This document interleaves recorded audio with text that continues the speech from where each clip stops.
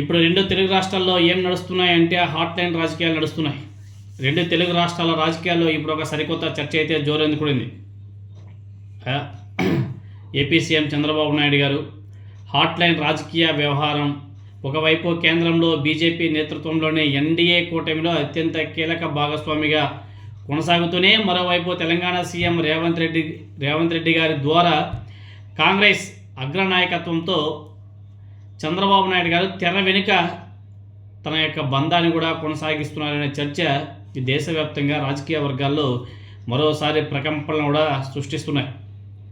తాజాగా మీరందరూ కూడా చూసే ఉంటారు, హైదరాబాద్లోని అమీర్పేట మైత్రివనం సెంటర్లో జరిగినటువంటి ఎన్టీఆర్ గారి విగ్రహావిష్కరణ కార్యక్రమం ఈ అనుమానాలకు మరింత బలాన్ని కూడా చేకూరుస్తుంది.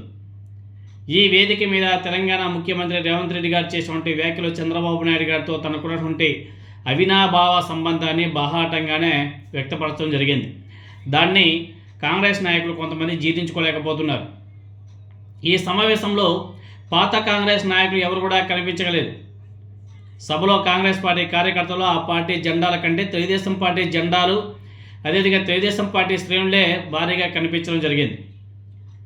తెలుగు రాజకీయ వర్గాల్లో ఇప్పుడు ఇది ఒక పెద్ద హాట్ టాపిక్గా మారిపోయింది. ఎందుకంటే కాంగ్రెస్ పార్టీకి సీఎంగా ఉన్నటువంటి రేవంత్ రెడ్డి గారు తెలుగుదేశం పార్టీ నడిపే ఒక కార్యక్రమంలో ఆయన పాల్గొనడం ఏంటి మనకైతే అర్థం కావడం. కాంగ్రెస్ పార్టీ సీఎం సభలో తెలుగుదేశం పార్టీ హవా ఏంటి అని చెప్పేసి తెలంగాణ సమాజం మొత్తం కూడా ఆలోచన చేస్తుంది.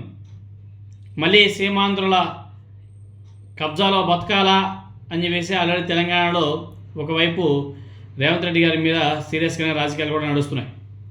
ఇలాంటి పరిణామాలు ఇదేమీ మొదటిసారి కాదు. గతంలో ఖమ్మం వేదికగా జరిగినటువంటి మీటింగ్లో కూడా రేవంత్ రెడ్డి గారు చేసినటువంటి వ్యాఖ్యలు తెలుగుదేశం పార్టీతో ఉన్నటువంటి రహస్య బంధాన్ని బయటపెట్టారు.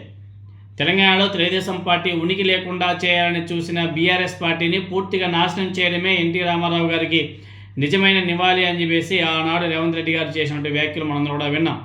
సో తెలంగాణ రాష్ట్రాన్ని సాధించాలంటే కేసీఆర్ గారి పార్టీని తెలంగాణలో లేకుండా చేయాలని ఆ పార్టీ జెండా దిమ్మెలను కూల్చేసి ఆ పార్టీని పాతి పెట్టాలని చెప్పేసి రేవంత్ రెడ్డి గారు పిలుపునివ్వడం జరిగింది.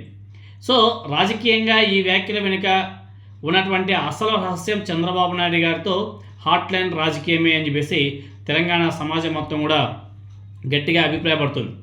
సో తెలంగాణ రాష్ట్రంలో పరస్పర వ్యాపార సంబంధాలు, వ్యాపార బంధాలు, రాజకీయ ప్రయోజనాలను కాపాడుకుంటూ వైఆర్ రేవంత్ రెడ్డి గారి ద్వారా ఢిల్లీలోని రాహుల్ గాంధీ గారితో చంద్రబాబు నాయుడు గారు హాట్ లైన్ నెట్వర్క్ నడుపుతున్నారనే విషయం ఇటువంటి పరిణామాలతో చాలా స్పష్టంగా అందరికీ కూడా అర్థమవుతుంది. సో మీరందరూ కూడా చూశారు, ఇటీవల మహిళా రిజర్వేషన్ల బిల్లు లోక్సభలో చర్చకు వచ్చిన సందర్భంలోనూ ఇలాంటి చిత్రమైనటువంటి పరిణామాలు కూడా చోటు చేసుకున్నాయి.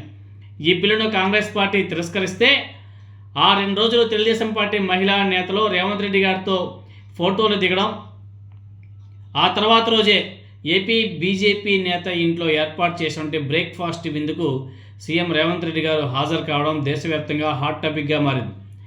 ఢిల్లీలోనూ అదేవిధంగా జాతీయ మీడియా, రాజకీయ వర్గాలు సైతం ఈ విచిత్రమైనటువంటి బంధాన్ని చూసి షాక్ అవుతున్నారు వాళ్ళంతా కూడా. సో తన స్వార్థం కోసం, రాజకీయ రక్షణ కోసం ఢిల్లీ బీజేపీతో చెలిమి చేస్తున్నప్పటికీ చంద్రబాబు నాయుడు గారి మనసంతా కూడా కాంగ్రెస్ వైపే ఉందన్న విషయం ఈ వరుసగా జరుగుతున్నటువంటి ఘటనల ద్వారా పదే పదే రుజువు అవుతుంది. సో సమయం సందర్భం వచ్చినప్పుడు చంద్రబాబు నాయుడు గారు గోడ దూకడానికి సిద్ధంగా ఉన్నారనే సంకేతాలను కూడా ఇస్తున్నారు. సో ప్రస్తుతం మోదీ ప్రభుత్వం మీద, బీజేపీ నేతల మీద చంద్రబాబు నాయుడు గారు కురిపిస్తున్న ప్రశంసలన్నీ కూడా కేవలం రాజకీయ అవసరాల కోసమే అని చెప్పేసి కూడా చాలామందికి ఇప్పటికే అర్థమైపోయినారు. సో దీనికి తగ్గట్టే ఇటీవల రాజ్యసభ స్థానాల భర్తీ చర్చలో కూడా దీని ప్రభావం చాలా బాగా కనిపించింది.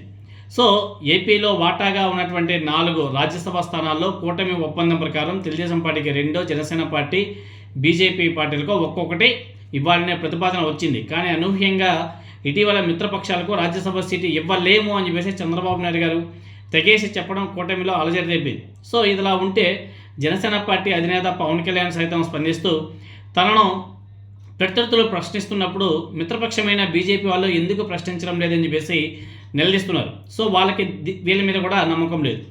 గతంలో 2017 కర్ణాటక ఎన్నికల సమయంలోనూ కాంగ్రెస్ పార్టీతో చంద్రబాబు నాయుడు గారు తెర వెనుక చేతులు కలపడం, ఆ తర్వాత రాహుల్ గాంధీ సోనియా గాంధీతో నేరుగా భేటీ అయిన సందర్భాలను మనందరం కూడా చూసాం. సో అవకాశవాద రాజకీయాలు చేస్తూ కేంద్రంలో అధికారం ఎటు ఉంటే అటు మారుతూ లోపాయికారిగా మాత్రం కాంగ్రెస్తో హాట్లైన్ బంధాన్ని కొనసాగిస్తున్నారనే విమర్శలు కూడా గట్టిగా వినబడుతున్నాయి. సో ఆంధ్ర తెలంగాణ రాష్ట్రాల్లో ఈ హాట్లైన్ రాజకీయాలు ప్రకంపనలు కూడా సృష్టిస్తున్నాయి. ముందు ముందు ఏ విధంగా ఉంటాయి అన్నది చూడాలి.